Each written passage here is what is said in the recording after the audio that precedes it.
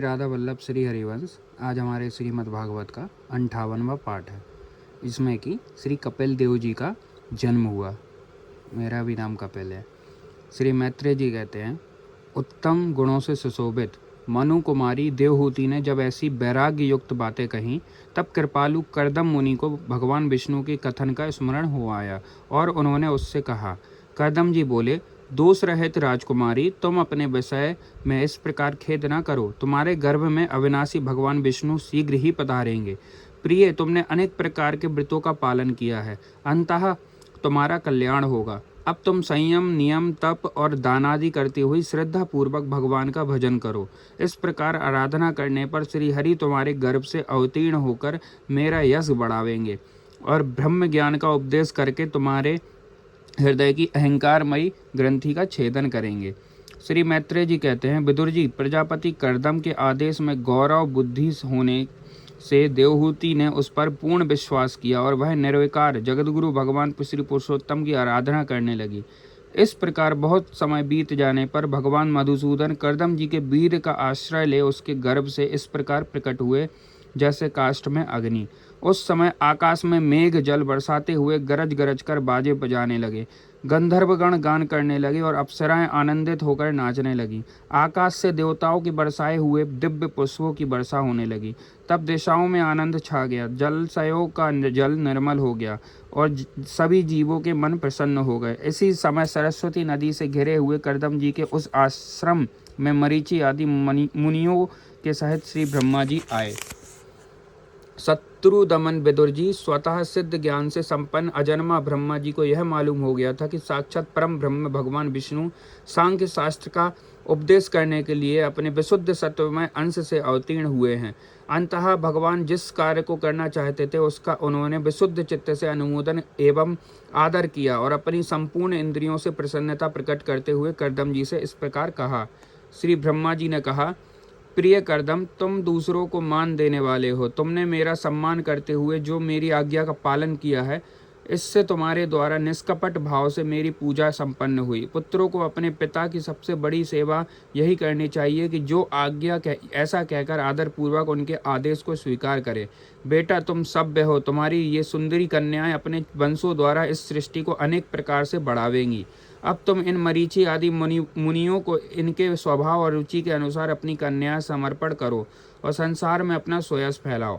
मुने, मैं जानता हूँ जो संपूर्ण प्राणियों की निधि हैं, उनके अभीष्ट मनोरथ पूर्ण करने वाले हैं। वे आदि पुरुष श्री नारायण ही अपनी योग माया से कपिल के रूप में अवतीर्ण हुए हैं। फिर देवहूति से बोले, राजकुमारी, सुनहरे बाल कमल जैसे विशाल नेत्र और कमल लंकित चरण कमलों वाले शिशु के रूप में कैट भासुर मारने वाले राक्षस श्री हरि ने ही ज्ञान विज्ञान द्वारा कर्मों की वासनाओं को मूलुक छेदन करने के लिए तेरे गर्भ से प्रवेश किया है।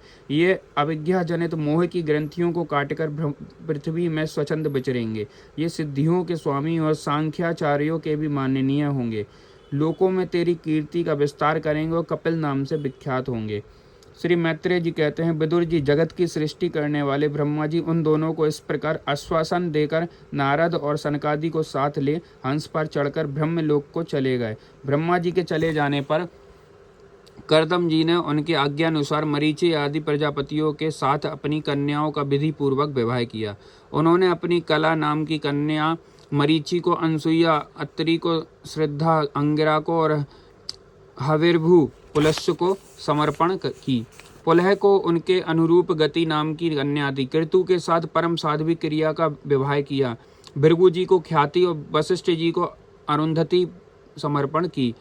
अथर्वा ऋषि को शांति नाम की कन्या दी, जिससे यज्ञ कर्म का विस्तार किया जाता है। करदम जी ने उन विवाहित ऋषियों का उनकी पत्नियों के सहित खूब सत्कार किया। विदुर जी, इस प्रकार विवाह हो जाने पर वे सब ऋषि करदम जी की आज्ञा ले अति आनंद पूर्वक अपने अपने आश्रमों को चले गए। करदम जी ने देखा उनके यहाँ साक्षात देवादिदेव श्री हरि ने ही अवतार लिया है। वे तो एकांत में उनके पास गए और उन्हें प्रणाम करके इस प्रकार कहने लगे, ओ, अपने पाप कर्मों के कारण इस दुखमय संसार में नाना प्रकार के पीड़ित होते हुए पुरुषों पर देवगण तो बहुत काल बीतने पर प्रसन्न होते हैं, किंतु जिनके स्वरूप को योगी जन अनेकों जन्मों के साधन से सिद्ध हुई सुदृढ़ समाधि के द्वारा एकांत में देखने का प्रयत्न करते हैं। अपने भक्तों की रक्षा करने वाले वे श्री हरि, हम विषय लोलोप के द्वारा होने वाली अपनी अवज्ञा का कुछ भी विचार न कर आज हमारे घर अवतीर्ण हुए हैं।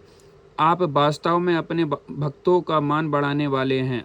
आपने अपने वचनों को सत्य करने और सांख्य योग का उपदेश करने के लिए ही मेरे यहाँ अवतार लिया है। भगवान, आप प्राकृतिक रूप से सहित आपके जो चतुर्भुज आदि अलौकिक रूप हैं वे ही आपके योग्य हैं, तथा जो मनुष्य सुदृढ़ रूप आपके भक्तों को प्रिय लगते हैं वे ही आपको रुचिकर प्रतीत होते हैं। आपका पाद पीठ तत्वज्ञान की इच्छाओं से विद्वानों द्वारा सर्वदा वंदनीय है, तथा आप ऐसे ऐश्वर्य, वैराग्य, यश, ज्ञान, वीर और श्री इन 6 ऐश्वर्यों से पूर्ण है। मैं आपकी शरण में हूँ।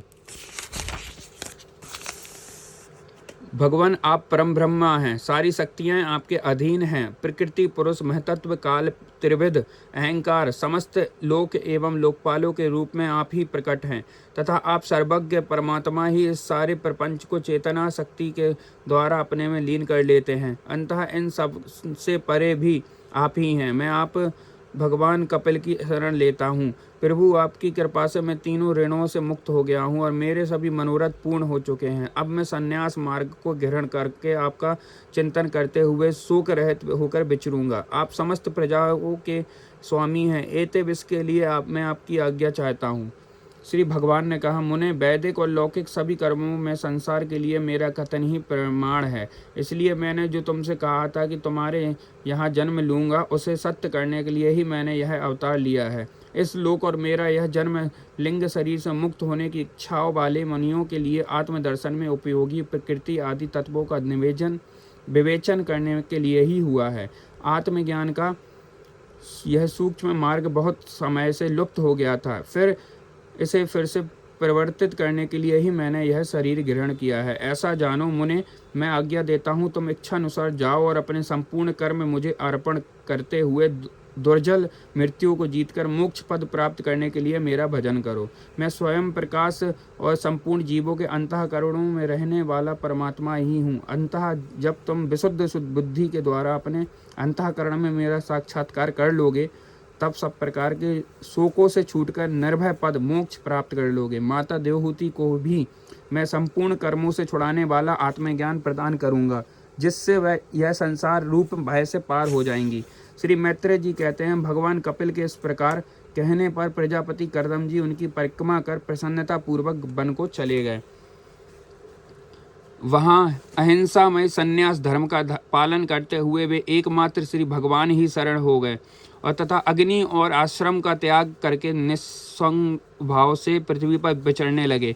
जो कार्य कारण से अतीत है, सत्वादी गुणों का प्रकाशक एवं निर्गुण है और अनन्य भक्ति से प्रत्यक्ष होता है, उस परम ब्रह्मा में उन्होंने अपना मन लगा दिया।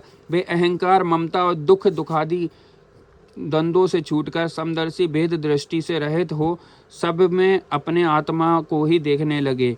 उनकी बुद्धि अंतर्मुख एवं शांत हो गई। उस समय धीर कर्दम जी शांत लहरों वाले समुद्र के समान जान पड़ने लगे। परम भक्ति भाव के द्वारा सर्वांतर्यामी सर्वज्ञ वासुदेव में चित्त स्थिर हो जाने से वे सारे बंधनों से मुक्त हो गए। संपूर्ण भूतों में वे अपने आत्मा श्री भगवान को और संपूर्ण भूतों को आत्म स्वरूप में श्री हरि में ही स्थित देखने लगे। इस प्रकार इच्छा और दृश्य रहित सर्वत्र बुद्धि और भगवत भक्ति से संपन्न होकर श्री कर्दम जी ने भगवान का परम पद प्राप्त किया। श्री कृष्णाम चरण अस्तु।